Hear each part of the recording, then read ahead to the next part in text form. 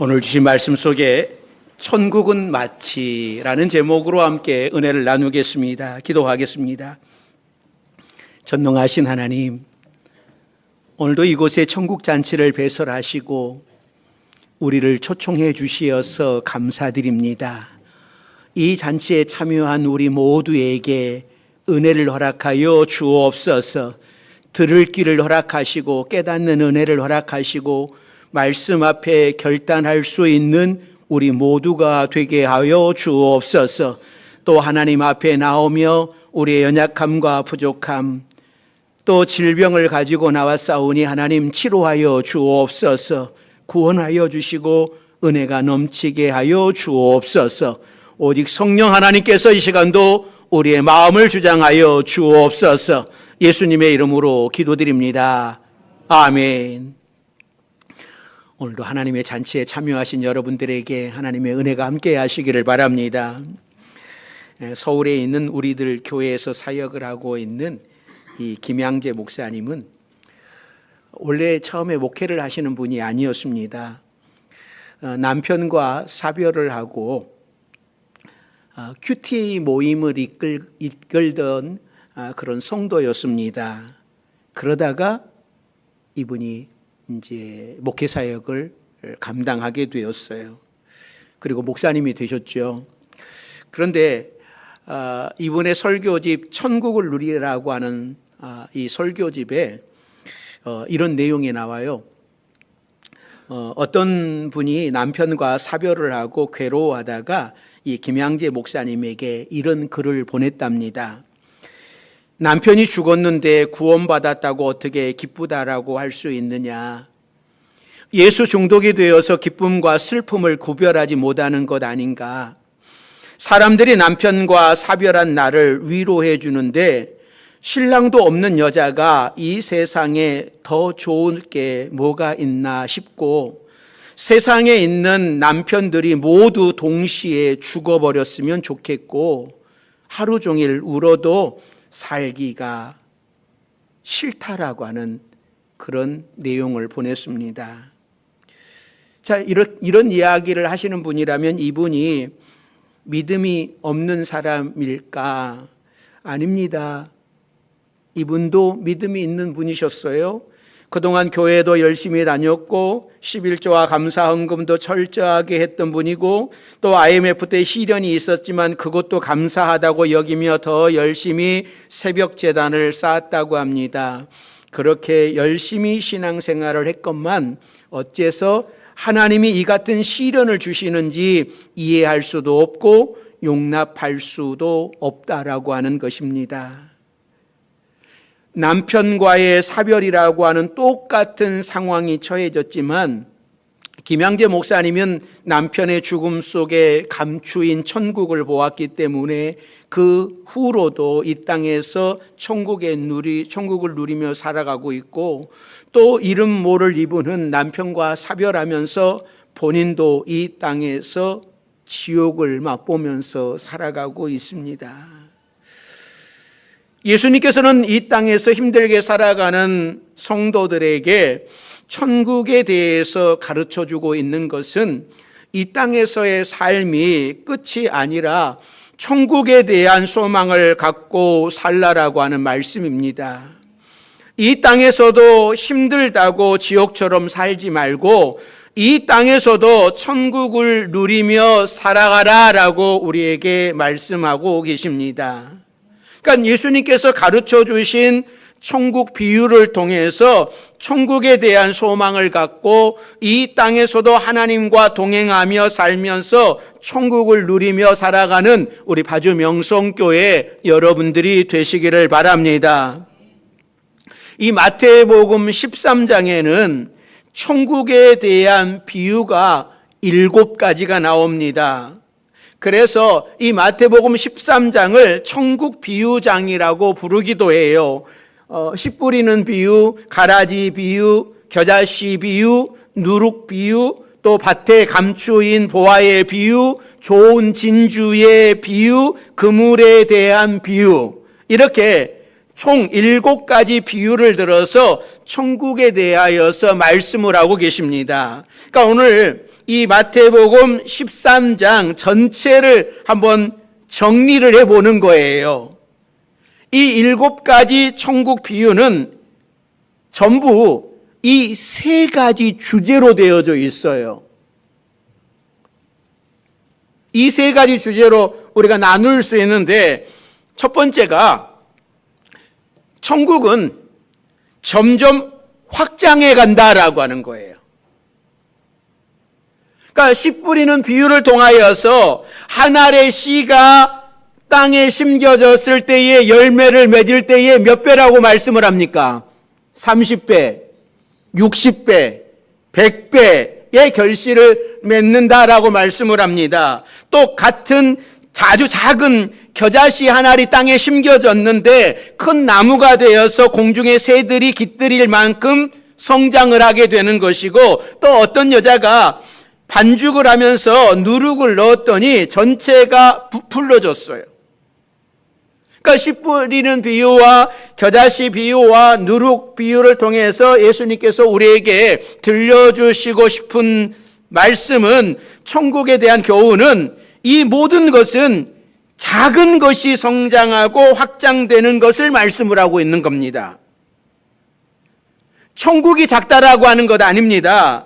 이렇게 작은 씨앗 하나가 심겨져서 성장하고 확장하는 것처럼 하나님의 나라가 점점 확장되어지고 성숙해질 것을 말씀을 하고 계시는 거예요. 예수님과 제자들이 활동하던 시대에 하나님의 나라는 작은 유대 나라 또 근처의 국가들에서 복음이 전파돼요. 그런데 지금은 세계 방방곡곡 복음이 들어가지 않는 나라가 없습니다. 이 땅에 천국 복음의 씨앗이 떨어졌을 때에 그 씨앗이 점점 자라서 온 세계에 퍼져나갔고, 그 복음의 씨앗이 어디까지 왔습니까? 저와 여러분에게까지 왔어요. 그래서 여러분의 마음에 복음의 씨앗이 뿌려졌어요. 그러면 그 씨앗은 어떻게 되는 거예요? 자라나게 되는 것이고 커져가야 되는 것이죠. 천국은 결코 큰 것에서 시작하지 않았습니다. 처음의 시작은 아주 작고 미미하지만 그 안에는 생명력이 있기 때문에 큰 역사를 이루는 거예요.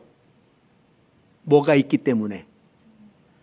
생명력이 있기 때문에. 생명력이 없는 씨앗, 죽은 씨앗은 자라나지 않아요. 커지지 않아요.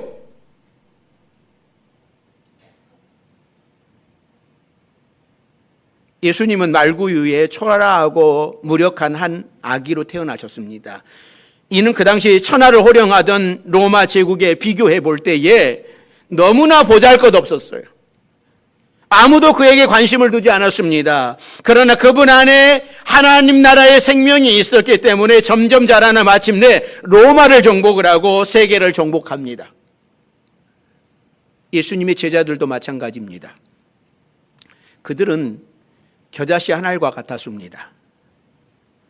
제자들 대부분이 학벌도 지위도 없는 어부 출신들이었고 숫자도 많지 않았습니다. 예수님께서는 단지 12명의 제자들에게 믿음의 씨앗을 심고 그들을 훈련시켰습니다. 당시는 아무도 이 역사를 주목하지 않았습니다. 그러나 예수님의 제자들 안에 있던 이 복음의 생명력, 그것이 점점 자라나더니 온 세계에 영향력을 미치는 큰 나무가 되었어요. 오늘 설교 제목이 뭐죠? 천국은 마치. 이 제목을 보면 아까 우리가 불렀던 찬양 생각이 나지 않습니까? 천국은 마치. 여러분, 그 천국을 뭐 땅 팔고 밥 팔고 또 뭐도 팔아요? 냉장고도 팔아요. 이 곡을, 이 찬양은 이 김흥영 목사님이 가사를 적어서 그의 아들 김노아에게 줬어요. 그랬더니 이 아들이 작곡한 곡입니다. 그런데 이 목사님의 아들 김노아는 그렇게 청소년 때 믿음이 좋지 않았어요. 그래서 목사님한테 아들이 중학교 때에 아니 어떻게 하나님이 어디 살아계시냐고, 아니 하나님이 왜 살아계시냐고 이렇게 따졌던 그런 아들이었어요. 그런데 이 목사님이 미국을 갔다가 돌아오면서 미국에서 아주 멋진 기타를 하나 사가지고 왔어요. 그리고 또 서점에 가가지고 기타 코드가 적혀 있는 두꺼운 책을 이 아들에게 주면서 기타를 열심히 한번 쳐보라고. 그래서 했더니 며칠 지났는데 이 쓰레기통에 보니까는 아빠가 사준 그 기타 코드 책이 쓰레기통에 버려져 있는 거예요. 그래서 아들아 왜 그 책 버렸니? 왜 버렸어? 그랬더니 아빠 그거 다 외웠어. 아주 쉬워. 이 아들이 음치인 줄 알았는데 이 아들의 천재성을 발견한 거예요. 믿음도 없고 음치인 줄 알았던 아이가 믿음이 자라서 이렇게 멋진 곡을 작곡했다고 합니다. 뿐만 아니라 우리가 주일 저녁 예배도 부르는 곡 내 안에 부어주소서, 내 안에 부어주소서, 이 찬양 생각나십니까? 이 곡과 함께 약 150곡 이상을 작곡을 했다고 그래요. 천국은 이렇게 하나님의 백성들 마음속에서 서서히 자라나는 거예요. 씨앗이 자라듯 겨자씨가 자라서 큰 나무가 되듯 우리 마음속에 심겨진 하나님의 나라는 지금도 성장해 가고 있습니다. 우리 성도들의 신앙이 처음에 교회에 올 때는 겨우 발만 들여놓은 그런 모습이었는데 점점 구역예배도 참석을 하고 저녁예배 수요예배도 참석을 하고 교회 일에 봉사를 하면서 신앙이 자라는 그런 모습을 봅니다.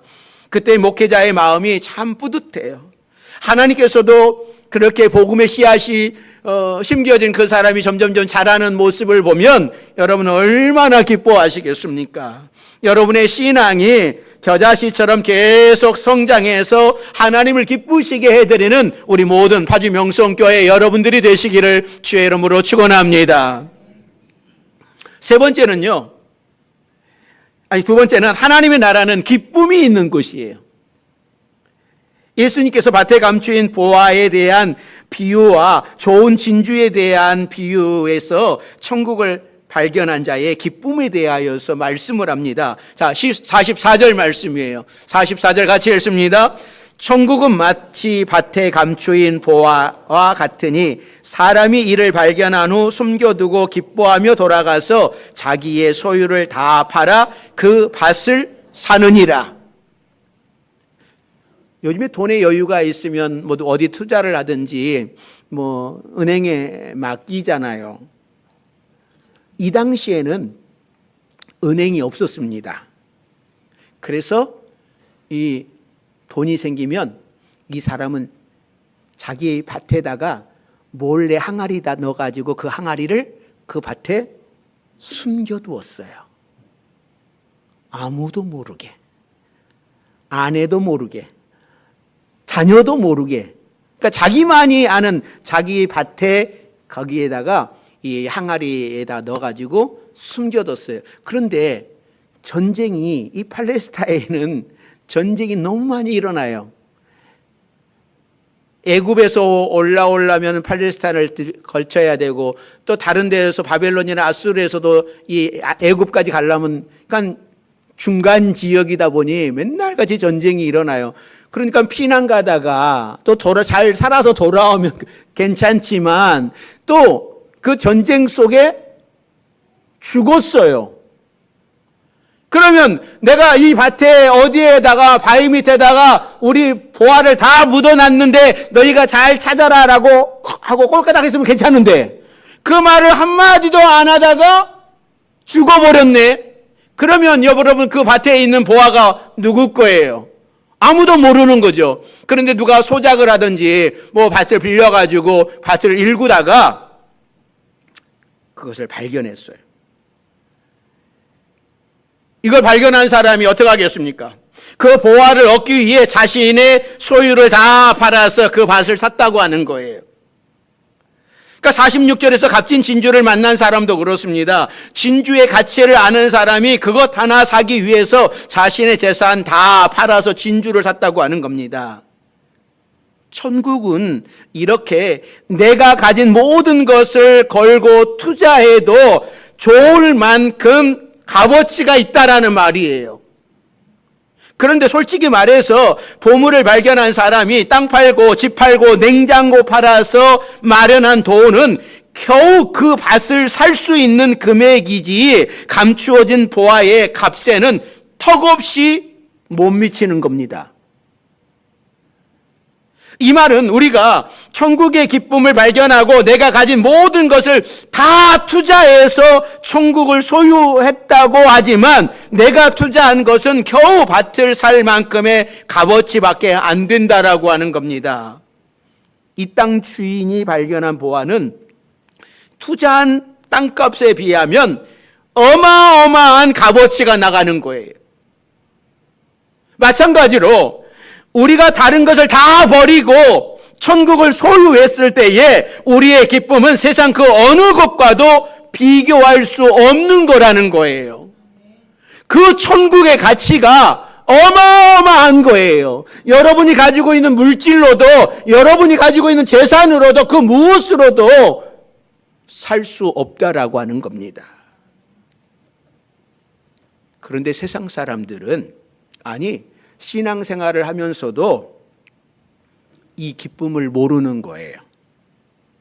왜냐하면 땅에 감추어져 있기 때문에. 그래서 예수님께서도 천국의 비유를 말씀하실 때에 천국을 설명하실 때에 비유로만 말씀을 하셨어요. 직접 말씀으로 하셔도 아무도 이해하지 못하기 때문에 그래요. 천국의 가치가 이렇게 소중합니다라고 이야기해도 여러분이 느끼지 못하면 헤이 이거라고 하죠. 그래서 13절에 뭐라고 말씀하냐면, 자 13절 말씀 같이 읽습니다. 그러므로 내가 그들에게 비유로 말하는 것은 그들이 보아도 보지 못하며 들어도 듣지 못하며 깨닫지도 못함이니라. 천국의 비밀은 모든 사람들에게 개방되어 있지만 아직도 많은 사람들이 이 비밀을 깨닫지 못하고 있습니다. 그래서 성경 속에 이 비밀이라고 하는 이 단어를 영어로 secret, 이 단어를 사용하지 않아요. secret이라고 하는 단어를 사용하지 않고 mystery, 이 단어를 사용을 해요. 그러니까 천국의 비밀은 일반적인 비밀과 다릅니다. 많은 사람들에게 알려졌는데도 사람들이 깨닫지 못하는 신비스러운 비밀이에요. 예수님께서 공생애를 시작하시면서 제일 먼저 외친 말씀이 어떤 말씀이었습니까? 회개하라, 천국이 가까이 왔느니라. 이 말씀이었습니다. 그러니까 메시아가 오셨다고 하는 것은 천국의 주인이 이 땅에 오셨으므로 이 땅에 하나님의 나라가 임했다라는 뜻입니다. 그런데 이스라엘 백성들은 그것을 깨닫지 못했습니다. 수많은 선지자들이 미리 예언했음에도 불구하고 눈과 귀를 닫았기 때문에 예수님이 행하시는 그 많은 기적을 보면서도 깨닫지 못했어요. 그러므로 우리는 큰 복을 받은 사람들이죠. 예수님께서 도마에게 말씀하시기를 너는 나를 본고로 믿느냐, 보지 못하고 믿는 자들은 복되도다라고 말씀을 하셨습니다. 우리는 예수님 시대에 살진 않지만 예수님이 지금 우리와 함께 계심을 믿습니다. 그 찬송가 가사처럼 내 주 예수 모신 곳이 그 어디나 하늘나라라고 찬양을 부르는 것처럼 우리는 예수님을 모시고 살기에 천국 백성이고 천국의 기쁨을 아는 자들입니다. 그래서 거기에 모든 가치를 알고 있기 때문에 이 자리에 와서 하나님 앞에 예배를 드리고 있는 것이고 하나님을 섬기고 있는 것입니다. 이것이 얼마나 큰 축복입니까? 이 비밀을 가진 우리가 천국의 기쁨을 누리고 또 천국의 가치를 소중하게 여기며 살아가는 여러분들이 되시기를 주의 이름으로 축원합니다. 세 번째는요, 마지막 날에 심판의 때가 있다라고 하는 말씀이에요. 그러니까 알곡과 가라지 비유에서 알곡은 천국 백성들, 가라지는 사탄이 백성을 뜻합니다. 그러니까 하나님께서는 우리 모두를 천국 백성으로 삼으셨는데 어느 순간에 사탄이 와서 자신의 씨앗도 뿌리고 갔어요. 그래서 이 땅에서는 어쩔 수 없이 알곡과 가라지가 함께 공존하는 시대가 되었습니다. 우리들이 영적인 잠을 자게 되면 악한 원수가 와서 우리 영혼의 밭에 가라지를 뿌리고 가요. 그래서 항상 깨어 있으라라고 말씀을 합니다. 항상 깨어 있으라라고 하는 말씀은 여러 어른들에게만 관련될까요? 우리 학생들, 우리 청년들에게는 관련 안 될까요? 아니에요. 모두에게 관련되어져 있습니다. 여러분, 학생들도 한 방에 꼬꾸러지잖아요. 청년들도 한 방에 꼬꾸러지잖아요. 여러분들도 한 방에 꼬꾸러지잖아요. 그래서 천국에 씨앗이 뿌려진 사람은 늘 깨어 있어야 돼요. 왜냐하면 이 사탄이 여러분의 마음밭에 가라지를 뿌리고 가기 때문에. 48절에 나오는 그물의 비유도 마찬가지입니다. 어부가 나가서 그물을 치고 물고기를 건져 올렸는데 좋은 물고기와 나쁜 물고기가 섞여 나옵니다. 그래서 좋은 것은 그릇에 담고 못된 것은 내버렸다고 했습니다. 그러면서 예수님이 하시는 말씀을 잘 들어보십시오. 49절, 50절 말씀. 자, 같이 읽습니다. 세상 끝에도 이러하리라. 천사들이 와서 의인 중에서 악인을 갈라내어 풀무불에 던져 넣으리니 거기서 울며 이를 갈리라. 어떤 목사님이 이 분란이 있는 교회 강사로 가서 가라지 같은 교인들이 교회를 어지럽힌다고 설교를 하셨답니다. 그랬더니 이 성도들이 서로 말하기를 자신들은 알곡이고 상대방이 가라지라고 하는 것입니다. 그래서 그 교회가 더 분란을 만드는 그런 꼴이 되고 말았다고 그래요. 교회는 천국을 연습하며 사는 곳입니다. 그러나 교회가 곧 천국은 아닙니다. 교회는 가라지들은 쫓아내고 알곡들만 모아놓은 완전한 천국이 아닙니다. 오히려 병든 영혼들이 찾아오는 병원과도 같은 곳이에요.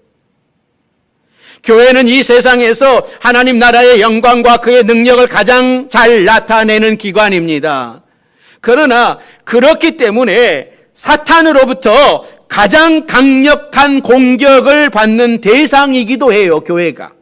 그래서 교회가 혼란에 빠지고 교인들이 시험에 들어 세상 사람들에게 빛을 드러내지 못하고 손가락질 받기도 합니다. 그러나 흠이 많고 불완전한 죄인들이 모인 지상 교회가 완벽하지 못하다고 하여서 하나님 나라를 부인하거나 하나님의 존재마저 부정하고 떠나는 것은 지혜로운 태도가 아닙니다.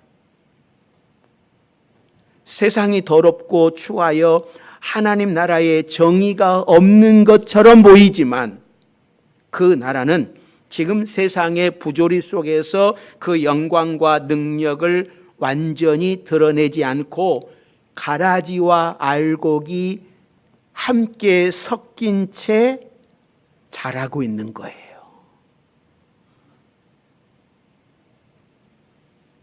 지금은 하나님께서 가라지를 뿌리채 뽑아내는 심판의 때가 아니라 함께 자라도록 놔두고 기다리는 때예요. 가라지가 알곡 빛보다 더 왕성하게 자라는 것처럼 세상의 불의와 악독이 정의보다 더 잘 되고 번성하는 것처럼 보입니다. 그러나 지금은 왕창 뒤엎어버리고 정의의 칼로 뽑아 악한 자들을 본때 있게 해치우는 그런 심판의 때가 아닙니다. 악은 더 악하여져서 그 악함이 잘 드러나게 하시고 알곡은 더 성숙하기를 기다리고 계시는 때입니다. 우리가 세상을 보면서 왜 이런 세상을 그냥 두시는가 불평을 할 수 있지만 하나님은 천사들이 가라지를 뽑다가 알곡까지 다칠까 봐 그냥 내버려 두시라고 말씀을 하십니다. 언제까지요? 이 세상 끝날까지. 그때까지 알곡과 가라지는 함께 자라는 거예요. 오해하지 마세요. 우리는 얼른 그냥 가라지 다 뽑아버렸으면 좋겠지만 주님은 기다리라고 말씀을 해요. 우리는 알곡과 가라지가 함께 자라는 그 시기 속에 있는 겁니다. 사랑하는 성도 여러분, 오늘 천국 비유를 통하여 우리에게 주시는 말씀을 깨달아야 됩니다. 깨닫는 곳에 은혜가 있는 것이죠. 하나님께서는 천국 역사를 작은 것을 통하여서 시작을 하십니다. 또 천국은 내가 가진 모든 것을 투자하여 살 만큼 가치가 있는 곳이에요. 내가 투자한 것과는 비교할 수 없을 만큼 모든 것을 투자하여 살 만큼 가치가 있는 것이고 또 큰 기쁨을 얻게 되는 겁니다. 또 이 세상 끝에는 심판이 있다라고 하는 사실을 항상 마음에 두고 살아야 됩니다. 이 세상에서 아무렇게나 산 사람들은 심판의 때에 영원한 불 속으로 들어가게 되는 겁니다. 그러나 이 세상에 사는 동안은 서로가 알곡이라고, 나는 알곡이라고 생각하기 때문에 누가 알곡이고 누가 가라지인지 구분하기는 쉽지 않습니다. 오직 마지막 날에 하나님께서 심판하실 것입니다. 우리는 지금 당장 심판하고 싶지만 하나님께서는 마지막 날까지 기다리라고 계십니다. 그러므로 우리가 이 땅에서 사는 날 동안 심판을 준비하며 사십시오. 천국의 삶을 소망하며 사십시오. 하나님과 함께 영원한 그곳에서 누릴 행복을 소망하며 이 땅에서도 천국을 누리며 살아갈 수 있는 우리 모든 성도들이 되시기를 주의 이름으로 축원합니다. 기도하겠습니다. 사랑과 은혜가 많으신 하나님, 우리에게 복음의 씨앗을 허락하여 주셨습니다. 이 복음의 씨앗을 통하여 우리의 믿음이 날마다 자라나게 하여 주옵소서.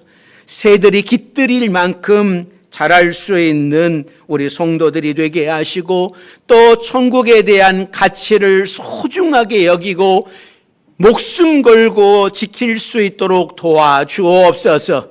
또 하나님의 심판의 때에 알곡과 가라지가 구분된다라고 하는 사실을 기억하고 우리가 날마다 알곡을 맺으며 살아가기로 결단하는 우리 모두가 되게 해 주옵소서. 예수님의 이름으로 기도드립니다. 아멘.